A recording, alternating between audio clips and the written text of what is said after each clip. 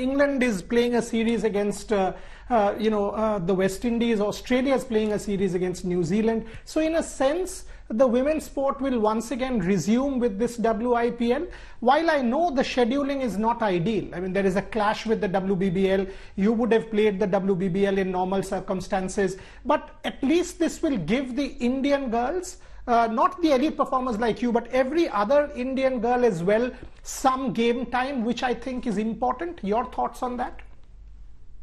Well, yeah, I think, yeah, definitely, as you said, it is clashing with WBBL, but I think we are living in different times. This wouldn't have happened normally, because it would have happened probably in April or May. Generally, it happens at that time. But now, because of the pandemic, I think there was not many options in hand for us to organize. And I'm really happy that BCCI took this decision to have a women's T20 challenge going forward, which was declared. Because I think Big Bash before 4 or 5 was, I don't know how many were, I was not in touch with many, but I think 3 or 4 girls might have got an opportunity to play some cricket. But now I think we might have like 28-30 girls from India playing women's T20 challenge, and I'm not still aware of the overseas players, but I think that will kind of give a good head start for the women's Indian cricket season to start, because 30 girls getting to starting playing cricket on a professional front.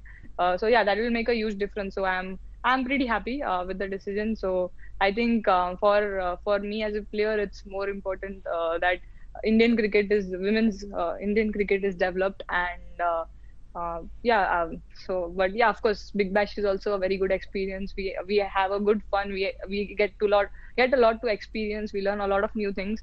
But that's okay. I think there's always a next year for that.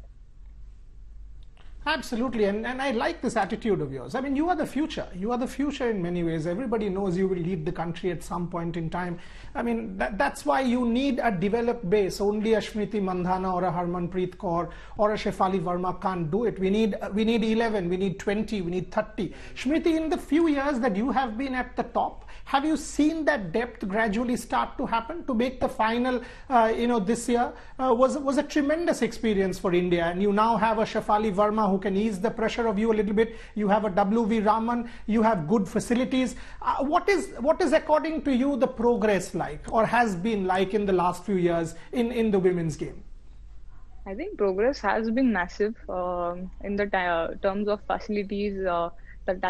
Even the kind of girls we are getting in the team at the moment, the young talent, and the amount of actually girls starting to play cricket, that is massive.